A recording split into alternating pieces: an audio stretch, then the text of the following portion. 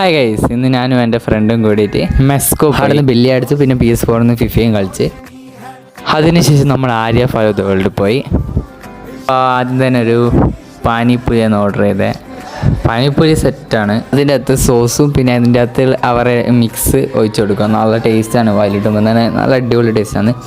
അതിനുശേഷം ഒരു ബർഗർ വാങ്ങിച്ച്, ഡൈനാമിക് ബർഗർ, ബട്ട് നല്ല ടേസ്റ്റാണ്, അടിപൊളി സാധനമാണ്. വയറ് നിറയെ തിന്നാനുണ്ട്, അതേപോലെ നല്ല ടേസ്റ്റുണ്ട്.